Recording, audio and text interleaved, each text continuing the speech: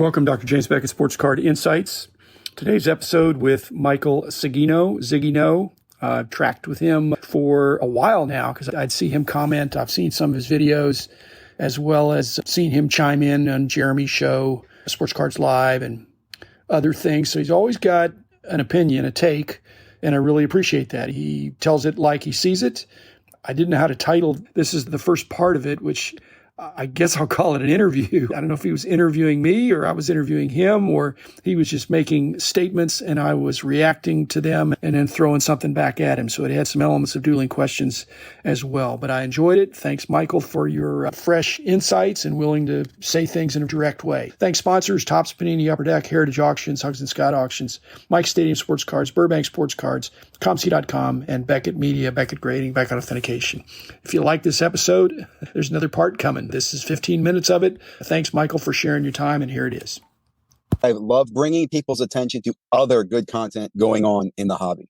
Back in July of 2020, I was watching Jeremy on Sports Card Live, and he did this video talking to the product manager from Panini about all the cool things coming out. I'm like, man, this is too great of information to nobody not know about. So the next day I put together my daily show, and I did it as a daily, and I started giving updates on all these cool new things. Like, you got to listen to Jeremy here because this is what's important. You got to listen to Bench Clear over here because here's what's important. I wanted to get people to pay attention to positive content and even negative content sometimes too. Hey, do you see what's going on over here? What do you think about this? I've had kind of ups and downs over the last 2 years with that, if that makes sense. I could see the downs because there's some bad news sometimes, and that gets you down. And I'm the opposite of that. I don't know that I'm going to take a break. It's just my personality. I didn't take any breaks from putting out the magazines every month. I didn't say, hey, I don't feel like it this month, or I'm worn out. Of course, we had a fabulous team too, but my team is me, and you're on my team today. It's been great to have interviews and other people that care, but I'm going to probably put out daily till I get so tired that I don't want to do it anymore. I don't think there is any lack of topics or people interviewed. You're right. It's funny when people talk about they don't know content, I think you're just not embracing the hobby because it's more than just opening a box. There's so many stories. In fact, the thing I love the most is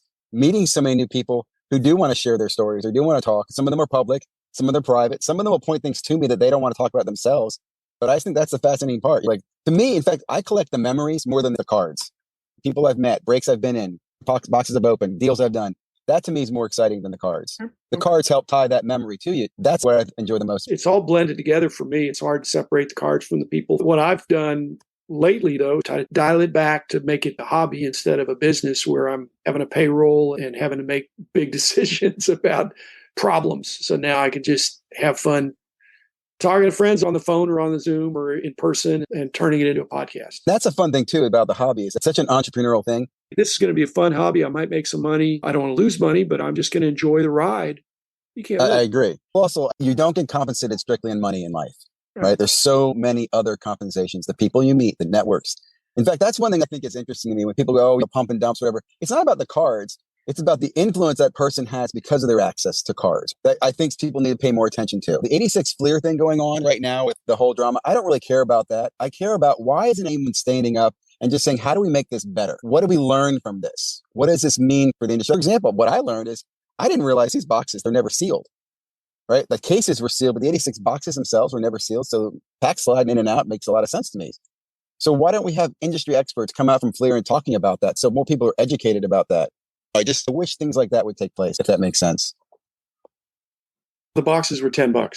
Sealing the box would have added another dime, Michael. Yeah, I understand that. It wasn't a big deal. Nobody cared. But now, 35 years later, it's a felony doing criminal activities. Interesting. I've always thought, okay, if you open an 86 Fleer, you're going to get 2 to 3 Jordans in it. That's always been what I would consider, is it tampered or not? If you don't get the 2 or 3 Jordans, it must be a tampered box. And that's not using real logic. But if it has 2 or 3, it's a good box. But now listening to everything, I'm realizing it's not about the number. I'm not going to argue could have been made by Fleer that way. Realizing these boxes, like you said, were $10. They didn't put cellophane on them. The packs would move back and forth. There's no reason to suspect that a box would have the original 36 packs over 40 years. That's just crazy to think that way. But I think we make these myths in our minds and we create these valuations. Like, the person who paid for that was Whatnot. It's a company. Was anybody hurt? No. I'm sure there's a damage in a way, but no little kid was ripped off. I just hope we learn from this. I hope we educate people on this. The next time one opens, we're not shocked by it. We're not surprised. Is that fair? We're trying to compare something was done 36 years ago and manufacturing processes and packaging processes with the current technology and the ability for people to beat the system. So you don't even need X-ray eyes to figure out what's in the pack. Any wax pack that's sealed by wax can be unsealed and resealed. Resealed, yep. I don't know exactly all the technology that Baseball Card Exchange would use to certify they believe this is a legitimate, unsearched box. Or I guess they'd probably have to look at each pack. But I have a PhD in statistics. There's ways to analyze to find out whether it falls outside the range of statistical probability, the configuration of what you got. Because it's not just the distribution of the Jordan rookie cards, there's the sticker too, and the distribution of the stickers. If you're missing the better cards, there could be a pretty strong inference that there'd been some switching. It's yeah. When I look at these instances, I just hope that and it's funny, you started this off by saying, the hobby's had its ups and downs. I wish out of all the great things that have happened and bad in the last 2 years since the 2020 boom, we haven't come together as a community to do more good. Why aren't we doing more to prevent bad things from happening? Because it's easier to do something bad than to build a system that prevents it. If somebody burns the house down, that takes one match. To rebuild the house takes a lot of subcontractors and all this meticulous following of the plan. He's talked about a code of ethics, or how do you get people to sign up for it, even if you could agree on what would be included? I won't even go there because it's funny. I can see people not supporting that. Oh, socialist code of ethics. But I'll put it this way. Anti-fraud and just theft.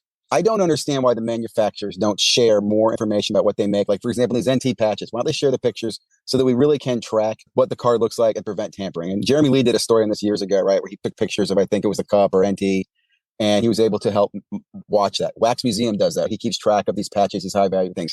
This, to me, seems like a no-brainer. Like, every manufacturer, you don't have to give me your print runs, but give me pictures of these very valuable pieces of memorabilia you're making so that we can make that public. And it can be kept in a database, and that way people can monitor, track it. Another thing would be hits. I'd like to be able to track hits. When you open new products, as new products are released, I understand people have privacy. You might not want to share that you opened a card or whatever, but give incentives so that when you do, or when a card is traded, sold, or bought, these numbers get reported. It would help so much in the tracking. I think it's a very basic skeletal system to do. It's not asking anybody to sell out anybody. It's just, hey, let's report data up so we can kind of have a hit tracker, and we can do some kind of anti-fraud tracking. Okay, two things that you haven't brought up. One is that the card companies, they don't want to do things that other people are going to do for them. So you're saying they should do this, but Kyle's doing it or Jeremy's doing it. And they're not. They're not doing something. But in some cases, they're thinking if people want it bad enough, they'll do it. Okay, so that's one thought. The second thought is that I believe that back in the day, the card companies had a measured responsiveness. That is that if they got in the habit of taking good suggestions from passionate hobbyists and following up on them and doing that, what that was going to do is encourage more suggestions and more work for them to do, even if it's in their best interest. So to live facetious, but they remained aloof. So they didn't give the appearance that if you give us a good suggestion, we're going to do it. And thank you for your suggestion. So they didn't have that posture. It was like, hey, we're tops. We know what we're doing. We're Donruss, Fleer, Playoff, Upper Deck, Panini, whatever. You fill in the blank of whoever it is. But all of them had that. It was like a separation of church and state. You guys, we make the cards. You guys buy the cards. And I think that should have gone out in the 20th century. 21st century is a lot more collaborative. It's a lot more power to the people. With Yelp reviews and things like that, customers make a difference. And I believe that some of those suggestions you're making, they hopefully will be received and work their way up through the channels. They're not. It's funny. You made me think to myself, what do you think that will? Because you said yourself, right? The kind of suggestion box was, you got an idea, stick in the suggestion box, right? Nice. Yeah, whatever. Do you think that Fanatics is going to have a monopoly, right? Are they more likely or less likely to then listen to suggestions? They could be like, hey, you know what? We're going to print it. You don't like it. So what? We have a suggestion box in our company. Yep. And we were always open to suggestions, and I was pretty accessible, all the stuff. But when we formally put a suggestion box that allowed for anonymous suggestions, we got a lot more suggestions. And some of them were stupid, but a few of them were good. But it wasn't appreciably more good ones, but it was appreciably more bad ones. So to formalize the suggestion thing doesn't always have the desired effect. I think if some content creators and some respected people in the industry, and you would be, I would be, Kyle would be, Jeremy would be, all the people that we're talking about, and just said, hey, how about this? But if it wasn't necessarily embarrassing the company publicly, but just saying, we've been thinking about this, and here's how this would be helpful. And frankly, whether it's Fanatics, I don't think Fanatics is going to have a pure monopoly. They may have a de facto monopoly. They're still very capitalistic. They're going to be interested in anything that's going to increase their revenue or decrease their costs. And so if it increases their costs, it's got to increase their revenues by more. And so if you make that case to them, I think they'll jump all over it if they think it's going to be good for them. I heard this, I think, from Warren on Jeremy's show talking about investment money coming in the hobby. This is very interesting because he said the two things investors are looking at is regulations on breaking and regulations on grading. Breaking because they see it could be gambling. There could be some concerns with kids. And grading because there's no standard on how grading is. It's very subjective and these big price swings, right? Both those topics are things that I do wish we, the community, would talk more about. How do we make this better? I guess instead of hating each other, come together at the national and have a conference on, hey, here are the top 5 things we'd like to see improve in the hobby this year. How can we make those improvements? Michael, you're talking trickle up. Yeah. Guys like Warren trickle down. Dude, Yeah. I'm a trickle up guy too. I'm just a person now. I'm not a corporate entity. Yeah. This Warren guy, the venture capital, the private equity, the big money guys, when they say something, that's the way it's probably going to happen because they're going to not invest in the category if they don't have confidence in the category. And they're going to have confidence in the category if those leaks in the boat are plugged.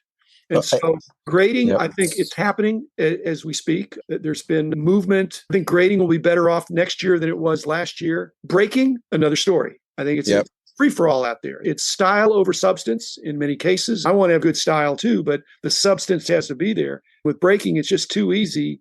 And there's too many opportunities. How do you regulate it in a free world? Actually, some crimes may be getting committed. But for the most part, it's just hyperbole and over-promising and under-delivering in a few cases. In breaking, I would regulate it through the state's gaming institutions. They already do lotto. And I would start by fining people where you could, and the states would make a ton of money on this, right? Just go out and fine a bunch. Warn them first. You can't do this unless you meet these state regulations. Warn them a couple of times and fine a few. I think this will sort itself out. Breaking's got out of hand because products got out of hand. I think once Fanatics tightens up distribution again, and we start maybe get to a better where the consumers are driving what product's popular again instead of just people selling everything, that will fix things. But I do think breaking could be regulated through the states. I don't think it will be. I think it's going to be regulated by Fanatics. They're going to just say, you want to break, you got to break on our platform or our approved platform, and we're going to regulate it. Otherwise, you're not going to get product. I would like that. But I think it's harder for them to do that because second, third markets, they can't control that. Like my concern would be a 15-year-old kid who gets a bunch of product and starts breaking with his friends and then starts stealing money from him because he doesn't sell the product to them or whatever. That'd be where I'd be worried. Yeah. But it's either criminal or civil. You've been defrauded. I don't know that the regulation will happen in certain states that are more regulating than others. Maybe that'll happen, but I'm trying to defeat that notion. And you and every other sensible content creator, I believe the answer is education. Basically, what I'm saying is if you're participating in a break for fun, then have fun. The value of the break is in that sense of community, and it's fun, it's laughs, and I get some cards, and that's great. But if you're doing it for profit, that is not a game of skill. It is a game of chance, and like other games of chance, it's rigged against you, not in an illegal way, but you go to Las Vegas, the odds are against you. But at Vegas, you're relying on luck, okay? So unless you've got some kind of edge, don't do luck things. Do games of skill in the hobby. And so I can tell people, look, study up on what's good. If they're doing breaks to try to make money, it's like you said, it's buying lottery tickets. And then you hear about somebody that has a huge score and you think that could have been me. But it's against everything in my statistical training because the odds are stacked against you. It's like playing the lottery. It's parimutuel. What goes in does not come out. When I came back to the hobby in 15, I got into breaking with my sons. Long story on why we did that. I'm a divorced dad and we could do it remotely. Now, what I learned about breaking from another friend of mine was breaking, he said to me, is like poker. Because you go to the poker on Atlantic City, there's lots of people came there to spend $100 in entertainment. They're going to lose $100 at the table. You could throw money at them. They're still going to walk away down.